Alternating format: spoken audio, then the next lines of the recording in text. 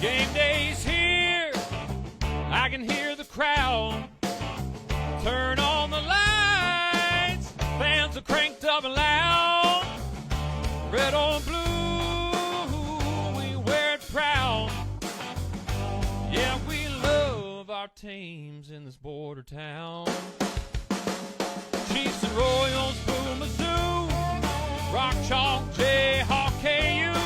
Hear that drum pounding in your feet. Yeah, you're marching to the beat of KC. What is going on, YouTube? What is going on, Kansas City? What is going on, Jayhawk Nation? And what is going on, everybody? And welcome to the beat of KC. Ladies and gentlemen, my name is Lucas Murphy, and I have returned from my vacation. I went on a family vacation to Disneyland. What a phenomenal experience. Super excited. Christmas time, the environment, it was all incredible. At the same time, the Kansas Jayhawks, they don't go on vacation. They continue to play basketball.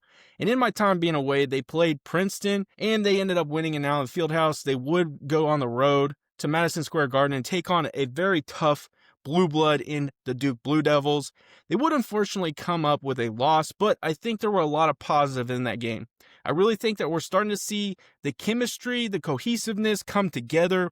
We're starting to see guys really step up in a big way, specifically when they're not playing with the number one freshman in the country. And that will continue, which we'll talk about. But I think you're starting to see more of these guys fill their roles, understand their roles, starting to play very well on defense, and they're starting to step up. And so we'll talk a lot more about that. I was thoroughly impressed.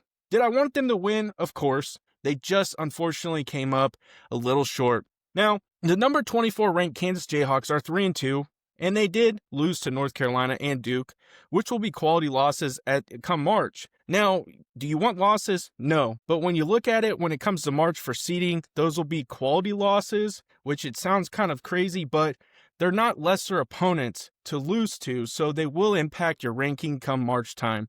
And those Kansas Jayhawks are heading to Vegas, which they are there right now, and they will be taking on Notre Dame, the Fighting Irish, who are 4-1. Their only loss came to Ohio State. Outside of that, Notre Dame has not played an opponent similar to what Kansas is or who Kansas has played, so I really look forward to this basketball game. It will be played at 2:30 p.m. Central Standard Time, so it's going to be kind of a midday kind of game.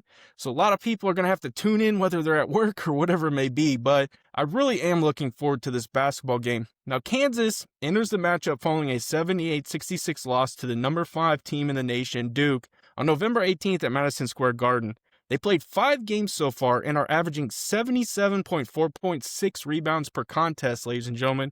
And they're posting a plus 13.6 scoring margin and a plus 5 on the rebound margin. I think that's incredible. Now, one of the big things I always hit on, and I think Bill Self focuses on when he's building the construction of his team, is the fact that they play defense. You have to play solid defense. You have to be able to lock down. And they are doing that. Defensively, they rank 13th nationally and have 6 per game, and I think that's incredible. Now, we're going to dive in and talk about key players to watch. Now, if you haven't seen, I'm going to break the news for you. Peterson is going to be sitting out. Now, he leads the Jayhawks currently at 21.5 points per game, but he's missed the last 3 contests, and head coach Bill Self did confirm he will also miss the Players Era games. So we don't expect to see him in Las Vegas. Hopefully we get him back soon. But we're going to highlight some guys that I really think have stepped up in a big way. Flory Bidunga, ladies and gentlemen, I was pretty critical on him. I really wanted him to kind of crack out of that shell. We're starting to see that happening, and I think when he's playing with Bryson Tiller, they kind of feed off each other. The biggest thing with Flory Bidunga is he gets into foul trouble, which then really limits his ability to do what he's capable of doing, because Bill has to pull him off the floor. And then he has to go and put Bryson Tiller in or find ways to really create a variance to get out there and compete. And so if Flory can kind of stay away from foul trouble, he's going to be a quality player every time he's on the floor. He posted a career-high 25 points with 10 rebounds against Princeton. He's averaging 16.4 points and 7.4 rebounds per game and shooting an astounding 75% from the field, which is second in the Big 12 and 6th nationally. He's also got 2.2 blocked shots per game. Now, one of the things I really kind of looked at from a Kim Palm perspective is the effective field goal percentage. Flory Bidunga dominating inside, and again, having that 75% field goal percentage, and others on the team scoring, coming from really that 2-point kind of jump shot, driving it, laying it up off the backboard, those types of plays, they're getting high quality looks. So Kansas's offense likely leans on the efficiency of that interior scoring rather than those high variances threes. Now, are they taking threes? Yes. And have they hit some pretty clutch threes? Of course. We're seeing guys like Bryson Tiller, Trey White, Cole Rosario. We're seeing those guys make some pretty solid threes. Even Melvin Council is taking a few.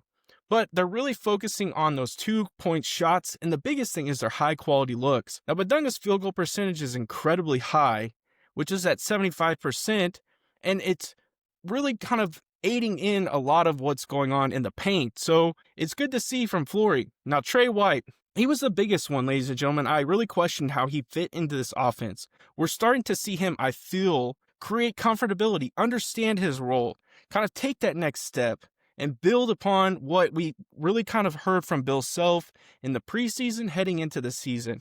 He has had strong recent games, 22 points and 9 boards versus Duke, and so he's really kind of contributing in a big way. He's averaging 14 points per game and 5.2 rebounds this season. I'm excited. I expect a big game out of Trey White again. Now, Melvin Council, ladies and gentlemen, I think where he came from to where he's at now, again, another person that's cracking out of their shell. They're starting to kind of understand how the game is played at a very high level.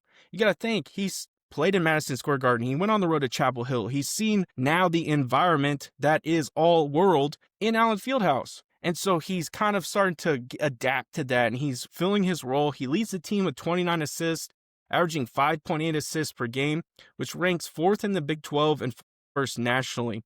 So I really think those are kind of your key players. Cole Rosario, ladies and gentlemen, even Jaden Dawson, we're seeing a ton of guys start to contribute in big ways. And so I'm excited for where this team is headed. Now, I want to highlight 3 players from Notre Dame, just because I think we really need to understand who their good key players are.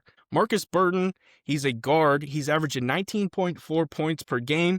Jalen Harrelson, he's a forward averaging 12.5 points per game. And then Braden Shrewsbury, a guard averaging 11.4 points per game. So I really think when it comes to kind of the front court, these guys match up well. I would expect Bryson Tiller, maybe even Flory matching up on Jalen Harrelson.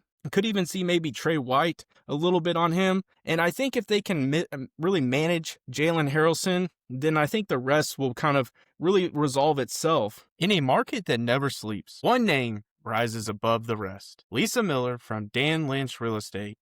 Trusted by hundreds and recognized across the Midwest, she delivers results when it matters the most. With over 13 years of experience and licenses in both Kansas and Missouri, Lisa isn't just selling houses. She's helping you find a place to call home. Whether you are a first-time homebuyer, looking to upsize, or selling your current home, Lisa makes the process smooth and stress-free. As a local expert passionate about building lasting relationships, she ensures her clients feel confident and satisfied every step of the way. Don't wait, your perfect home is just a call away.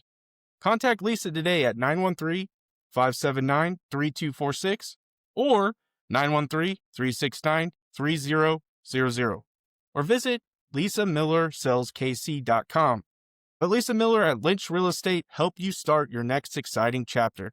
And let her know the beat of KC, Lucas Murphy, sent you her way.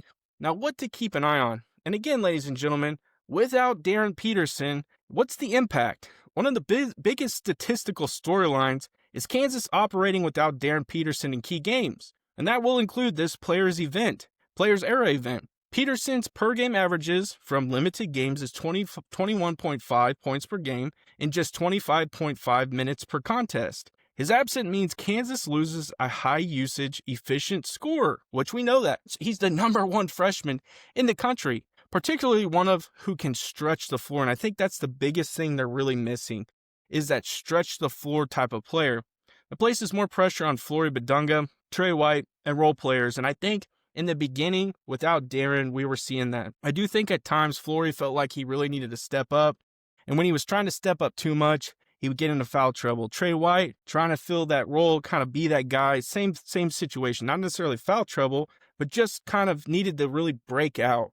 Flory Bidunga steps up in a big way in Peterson's absence. Bidunga has exploded offensively. Against Princeton, he dropped 25 points on 10 of 11 shooting plus 10 rebounds. And one of the things to really focus on, and this is coming from Sports Illustrated and their analysis, is Bidunga is just not scoring more. His all-around game is improving. Better footwork in the post, improving passing, and reliable left-handed hook.